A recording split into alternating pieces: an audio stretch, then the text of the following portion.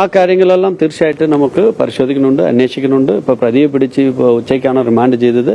ആ പ്രതിയെ ഹാർബറിങ് ചെയ്യാൻ, അതായത് പ്രതിയെ ഒളിവിൽ പോകാൻ സഹായിച്ച് അതിക്ക് വേണ്ടിയ സപ്പോർട്ടുകൾ സാമ്പത്തികമായിട്ടും അല്ലാതെ ട്രാൻസ്പോർട്ടും പിന്നെ താമസിക്കാനും ഫുഡും എല്ലാം കൊടുത്ത കാര്യങ്ങൾ ആരൊക്കെയാണ് നമ്മളത് വിശദമായിട്ട് ഇപ്പോൾ വരുന്ന ദിവസങ്ങളിൽ അന്വേഷിച്ച് തീർച്ചയായിട്ടും അങ്ങനെ ഹാർബറിങ് ചെയ്തിട്ടുണ്ടെങ്കിൽ അറിഞ്ഞുകൊണ്ട് ഈ പറയുന്ന ഒരു തെറ്റായിട്ട് ഒരു കാര്യം ഈ പറയുന്ന പ്രതിക്ക് സഹായിച്ചിട്ടുണ്ടെങ്കിൽ തീർച്ചയായിട്ടും നിയമ നടപടി സ്വീകരിക്കും.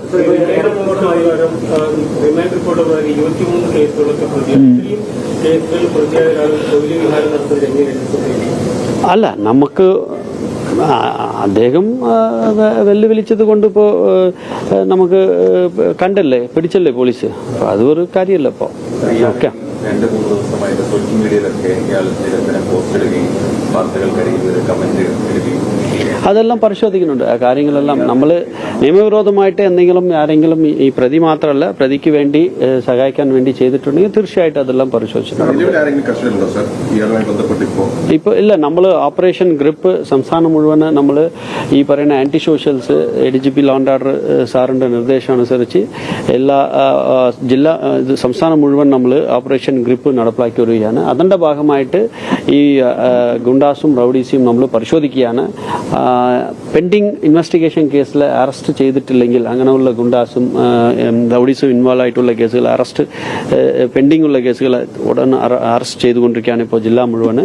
അതുപോലെ തന്നെ ഈ കാപ്പ കേസുകൾ പീരീഡ് കഴിഞ്ഞ് പുറത്തിറങ്ങിയവരെല്ലാം അവരുടെ ആക്ടിവിറ്റീസ് ഇപ്പോൾ നമ്മൾ പരിശോധിച്ചുകൊണ്ടിരിക്കുകയാണ്. അത് ഇപ്പോൾ ഓപ്പറേഷൻ ഗ്രിപ്പ് തുടരുകയാണ്. ഈ പ്രതി പിടിച്ചതോടുകൂടി അവസാനിക്കില്ല, ഈ ഒരു ഓപ്പറേഷൻ ഗ്രിപ്പ് തുടർന്ന് മുന്നോട്ട് പോകും.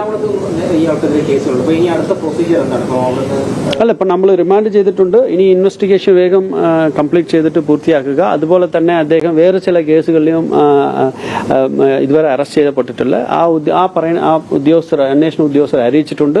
അപ്പോൾ അവരും അവരുടെ നിയമ നടപടികൾ സ്വീകരിച്ച് കോടതിയിൽ കുറ്റപത്രം കൊടുക്കുക. ഇത് കഴിഞ്ഞിട്ട് ഒന്നുക്ക് കൂടുതൽ കേസുകളുള്ള വ്യക്തികൾ തീർച്ചയായിട്ടും മുൻകാലങ്ങളിൽ അവർ എങ്ങനെയാണ് ജാമ്യം നേടിയിട്ടുള്ളത്, ജാമ്യ വ്യവസ്ഥകൾ എന്തൊക്കെയാണ്, അതിൽ എന്തെങ്കിലും ലംഘനം ഉണ്ടോ എന്ന് തീർച്ചയായിട്ടും പരിശോധിച്ച് ജാമ്യ വ്യവസ്ഥകൾ ലംഘനം ഉണ്ടെങ്കിൽ അത് കൺസേൺഡ് കോടതി മുഖാന്തരം അത് ക്യാൻസൽ ചെയ്യാനുള്ള നിയമ നടപടികൾ സ്വീകരിക്കും. അതുപോലെ തന്നെ സെക്ഷൻ 3 കാപ്പാവോ അല്ലെങ്കിൽ സെക്ഷൻ 15 കാപ്പാവോ ഏതാണ് ഈ പറയുന്ന ഗുണ്ടാസും റൌഡീസും എതിരായിട്ട് ഫിറ്റായിട്ടുള്ളത് പരിശോധിച്ച് കൺസേൺഡ് അതോറിറ്റി മുൻപ് റിപ്പോർട്ട് നൽകുകയും നടപടി സ്വീകരിക്കുകയും ചെയ്യും. അതുപോലെ തന്നെ പെൻഡിംഗ് ഉള്ള ട്രയൽ കേസുകളിൽ തീർച്ചയായിട്ടും വേഗം ആ ട്രയൽ പൂർത്തീകരിക്കാനുള്ള ഏർപ്പാടുകൾ സ്വീകരിക്കും. ബന്ധപ്പെട്ടും എങ്ങനെയാണ് പോലീസ് കൃത്യമായി അല്ല, ഇതൊക്കെ വേണ്ടി നമുക്കിപ്പോ ഒരു വ്യക്തിയുടെ പേര് എടുത്ത് അങ്ങനെ പറയുന്നത് ശരിയില്ല. കാരണം ഇൻഫർമേഷൻ പല ആളുകൾ പല രീതിയിൽ കൊടുത്തിട്ടുണ്ട്. കേരള പോലീസിന് വേണ്ടി സമൂഹത്തിലെ എല്ലാ തരത്തിലുള്ള വിഭാഗത്തിൽ നിന്ന് നമുക്ക് പിന്തുണ കിട്ടിയിട്ടുണ്ട്. ഈ ഒരു ദിവസങ്ങളിൽ നല്ല രീതിയിൽ നമുക്ക് പ്രതിയെ പിടിക്കാൻ സഹായിച്ചിട്ടുണ്ട്. എല്ലാ സമൂഹത്തിൽ ഞാൻ പറയുന്നത് എല്ലാവരുമാണ്, പൊതുജനങ്ങളുടെ ഇടയിൽ നല്ല ഒരു സപ്പോർട്ട് പിന്തുണ കേരള പോലീസിന് ലഭിച്ചിട്ടുണ്ട്. അപ്പോൾ അതുകൊണ്ടാണ് നമുക്ക് ഇത് ഈസി ആയിട്ട് പിടിക്കാൻ സാധിച്ചത്. ഈ പോലീസിന് വേണ്ടി സപ്പോർട്ട് ചെയ്ത് എല്ലാ ഇൻഫർമേഷൻസ് നൽകിയ ഓരോ വ്യക്തിക്കും പ്രത്യേകം നമുക്ക് നന്ദി രേഖപ്പെടുത്തുകയാണ്. ഞങ്ങൾ അത് പറഞ്ഞല്ലേ, 23 കേസുകളുണ്ടല്ലേ. ആ കേസുകളുടെ അവസ്ഥകൾ ഇപ്പൊ എന്താണ് പരിശോധിക്കാം. അണ്ടർ ഇൻവെസ്റ്റിഗേഷൻ കേസ് വേഗം നമ്മൾ കംപ്ലീറ്റ് ചെയ്ത് കോടതിയിൽ കുറ്റപത്രം കൊടുക്കാം.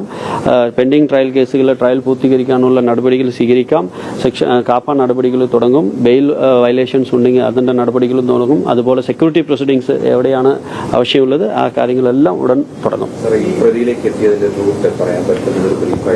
അല്ല, ഞാൻ പറഞ്ഞല്ലേ, ഇപ്പോൾ ഈ പ്രതി പിടിക്കപ്പെട്ടത് കണ്ണൂരിൽ വെച്ചിട്ടാണ്. പക്ഷെ കേരള പോലീസ് മൊത്തം എല്ലാ ജില്ലകളിലും എല്ലാ പോലീസ് ഉദ്യോഗസ്ഥരും ഇതിന്റെ പിന്നിൽ നിന്ന് പ്രവർത്തിച്ചിട്ടുണ്ട്. അപ്പോൾ അതൊക്കെ വേണ്ടി പല ഇൻഫർമേഷൻസ് പൊതുജനങ്ങളുടെ അടുത്ത് നിന്ന് നമുക്ക് കിട്ടിയിരുന്നത്. എല്ലാ ഇൻഫർമേഷൻസും വളരെ ഗൗരവത്തോടെ തന്നെ എല്ലാ ജില്ലകളിലും പരിശോധന നടത്തി ആ ജില്ലകളിൽ പരിശോധിക്കേണ്ട കാര്യങ്ങൾ അവിടെ കൊടുക്കും. അല്ലെങ്കിൽ അത് നമ്മളുടെ മേലുദ്യോഗസ്ഥരോട് അറിയിച്ചിട്ട് മറ്റു ജില്ലകളിൽ ഷെയർ ചെയ്യുക, ഉടൻ അത് ചെക്ക് ചെയ്യുക. അങ്ങനെ കഴിഞ്ഞ 48 മണിക്കൂറായിട്ട് നല്ല രീതിയിൽ ഒരു കോർഡിനേഷൻസ് എല്ലാ ജില്ലയിലും ഉണ്ടായിരുന്നത്. അതിക്ക് വേണ്ടി ശാസ്ത്രീയമായിട്ട് സൈബർ രംഗത്തിലുള്ള എല്ലാ സേവനങ്ങളും നമ്മൾ എടുത്തിട്ടുണ്ട്. ഓരോ ഇൻഫർമേഷൻസ് വെരിഫൈ ചെയ്താണ് ഈ പ്രതിയിൽ എത്തിയത്, പ്രതി പിടിക്കപ്പെട്ടത്. അല്ല, ആ കാര്യങ്ങളെല്ലാം നമ്മൾ അന്വേഷണത്തിൽ പറയാം. കേസ് അന്വേഷണത്തിൽ ഉള്ളത് കൊണ്ട് മറ്റു കാര്യങ്ങളെല്ലാം പിന്നെ കോടതിയിൽ റിപ്പോർട്ടായിട്ട് കൊടുക്കാം. കാപ്പ ചുമത്തണമെങ്കിൽ ഒന്നുക്ക് കൂടുതൽ കേസുകൾ ഉണ്ടാവണം. അപ്പോൾ ഇയാൾക്കെതിരായിട്ട് ഒന്നുക്ക് കൂടുതൽ കേസുകളുണ്ട്. അപ്പോൾ ഇതെല്ലാം പരിശോധിച്ചിട്ട് കാപ്പ നിയമപ്രകാരം അദ്ദേഹം അർഹതയാണെങ്കിൽ തീർച്ചയായിട്ടും അതിന്റെ നടപടികൾ സ്വീകരിക്കും. ഓക്കെ,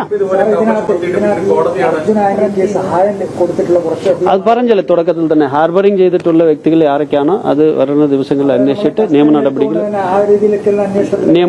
അതെ അതെ അതെ അതെ അതെ അതെ കറക്റ്റാണ്. ഇതുമായി ബന്ധപ്പെട്ട് സ്പെഷ്യൽ ടീമിനെ അത് നമുക്ക് ആൾറെഡി ഉണ്ട്.